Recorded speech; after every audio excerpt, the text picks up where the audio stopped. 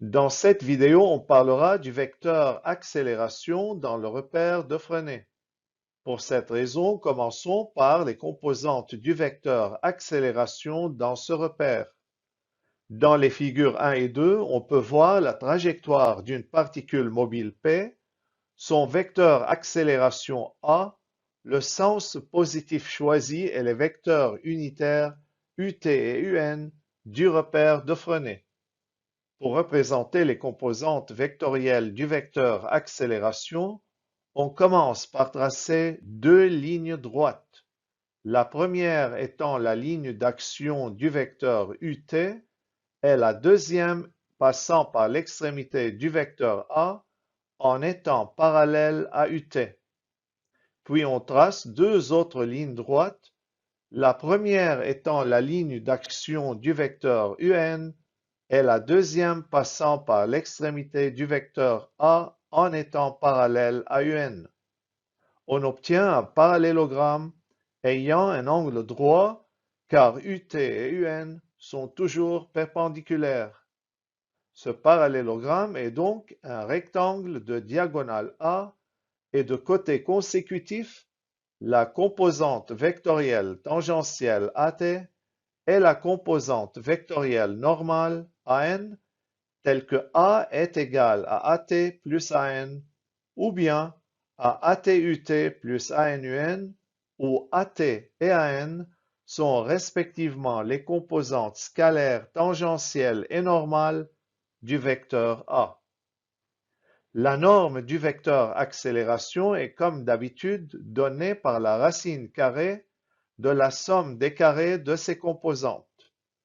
Notez que dans la figure 1, les vecteurs AT et UT ont le même sens et par suite la composante scalaire AT est positive, alors que dans la figure 2, les vecteurs AT et UT ont des sens opposés et par suite la composante scalaire AT est négative, ce qui n'est pas le cas pour AN car les vecteurs AN et UN ont toujours le même sens. Par conséquent, la composante scalaire AN est toujours positive. Maintenant, passons aux formules qui nous donnent AT et AN.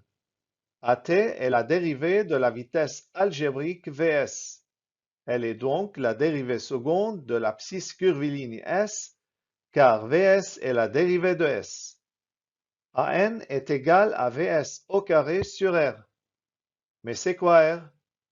Dans la figure, à tout instant t, la position de la particule mobile appartient à une portion de la trajectoire considérée comme un arc de cercle de rayon R appelé rayon de courbure de la trajectoire au point considéré.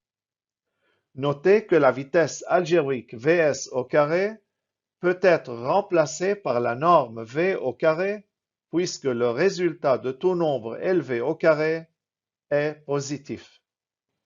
Maintenant, passons aux effets des composantes AT et AN. Pour connaître l'effet de chacune de ces deux composantes, on suppose qu'elles n'existent pas et on observe le résultat. Si AT égale à 0, la dérivée de Vs est égale à 0. Cela conduit à Vs est une constante. Mais Vs est la vitesse algébrique. Donc, quand elle est constante, le mouvement est uniforme. Ainsi, on peut conclure que AT affecte la norme du vecteur vitesse. Si AN égale à 0, alors Vs au carré sur R est égal à 0. Mais puisqu'on parle d'une particule en mouvement, Vs est différente de 0. Cela conduit à R égale à l'infini, ce qui veut dire que la trajectoire est une ligne droite. Par conséquent, le mouvement est rectiligne. Ainsi, on peut conclure que AN affecte la direction du vecteur vitesse.